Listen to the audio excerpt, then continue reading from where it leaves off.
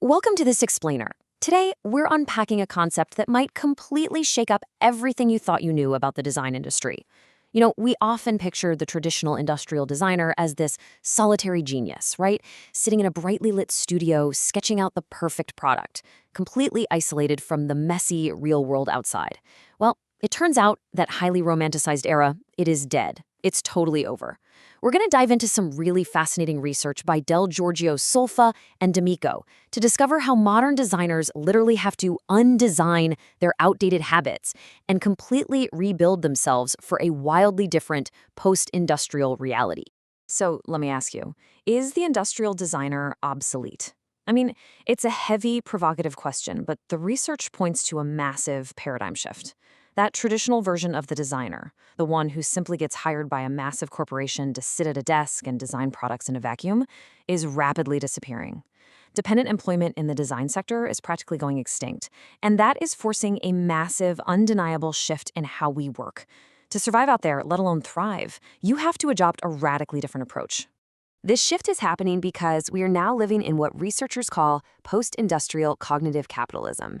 Basically, an economy driven by knowledge and networks, not just traditional factories. Now, what's really interesting about this slide is that out of all these economic shifts, like the growth of services or emotional design, the absolute most crucial survival trait for designers today is that last point, the transformation of the worker into an entrepreneur. In a world defined by temporary, project-based work, becoming a self-organized entrepreneur isn't just an option anymore. It's the critical key to survival. So here's our roadmap for today's explainer. We're going to dismantle outdated design education and build up a new entrepreneurial framework based on the author's research. We'll start with the end of traditional design, then look at networks versus entrepreneurial ecosystems, tackle the ego problem, walk through 3 steps to undesign, and finally look at entrepreneurship in real scenarios. All right, part 1, the end of traditional design. Let's get into it. For decades, the modern design era taught us to rely on this highly linear, deterministic approach. You know the drill. You get a brief, you solve the problem, you deliver the product. Boom, done. But reality doesn't work like that anymore. The research highlights a pretty harsh reality. Traditional jobs are simply gone. The traditional employment dependency relationship is practically extinct. This means the designer has absolutely no choice but to adapt to self-organization. Entrepreneurship is now the most effective and, in many places, literally the only way to practice design and navigate these complex business spheres. Moving right along to part 2, networks versus entrepreneurial ecosystems. This transition is absolutely vital to understand. We need to introduce the environments where modern designers actually have to operate. And this brilliantly illustrates the contrast. On the left, you've got the old world, the entramado empresarial, or industrial network. It's sterile, the actors are isolated, they miss out on synergies, and they waste resources because they don't truly interact. But on the right, the entrepreneurial ecosystem. It looks like a messy plate of spaghetti, right? But that interconnected, deeply collaborative chaos is exactly where high levels of innovation happen. So what makes up this ecosystem? Well, you've got a heterogeneity of actors, investors, local governments, community leaders, designers, all constantly interacting. Success today requires navigating this dynamic, co-evolving local territory. You're constantly engaging in informal interrelations and relying on horizontal knowledge spillover. That's just a fancy way of saying you learn from outside your strict discipline. You can't just make pretty products anymore. You've got to learn supply chain tactics from a vendor or understand zoning laws from a city planner. Which brings us to part 3. And we need to take a slightly critical stance here, because we're going to look at how current design education actually sets students up for failure. We're talking about the ego problem. If entrepreneurship is the way forward, why are so many of us struggling to adapt? Well, according to researcher Kees Dorst, design schools operate as what he calls mini-worlds. Think about your typical studio class. It's hierarchically ordered, it's safe, and problems are neatly isolated from complex reality.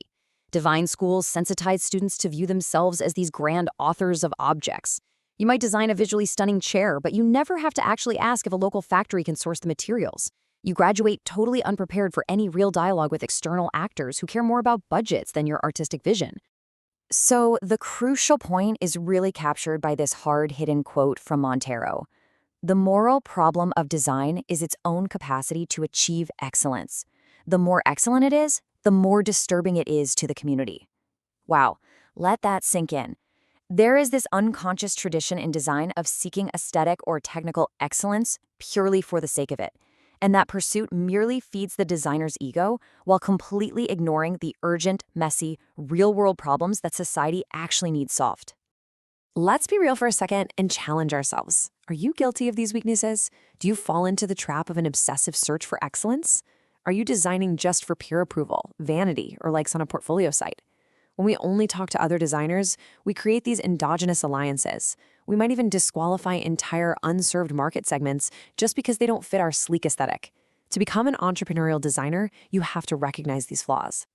Let's pivot from the problem to the solution. Here is part 4, 3 steps to undesign. Okay, let's dive into this pedagogical framework the authors developed to fix this broken system. It's a 3-stage method required to strip away those bad, ego-driven habits and build an entrepreneurial designer. Step 1 is sensitization, changing how you view yourself. Step 2 is capacity building, arming you with the actual skills. And step 3 is application, taking those skills into real scenarios.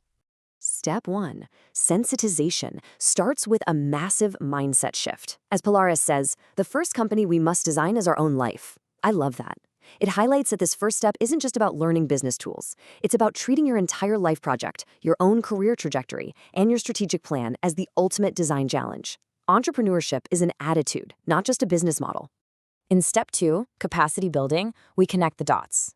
Designers already have massive traditional strengths, right? We're amazing at creating solutions, mastering processes, and visual communication. But to survive the ecosystem, we have to pair those with totally new entrepreneurial needs. You need to learn risk and integrated uncertainty management. You need proactive networking. You have to develop a huge tolerance for frustration because, let's face it, the real world is incredibly ambiguous. Finally, part 5, entrepreneurship in real scenarios. This is step 3 of the framework, where the rubber meets the road. How does all of this translate when you step out of the classroom and into the actual ecosystem? You have to operate within this micro-framework by answering 3 core questions. What? Meaning, what is your technical capacity to actually detect a viable opportunity? How? How are you going to manage the resources and human actors required to make it happen? And where? What is the specific local context, and what are the inherent risks of that environment? Let's move to and see how this builds into the ultimate goal. The goal is absolutely not a standalone product anymore. It is strategic integration into the local reality. As an entrepreneurial designer, you must navigate the network, detect unseen connections, and confidently negotiate with private companies, public entities, and community leaders.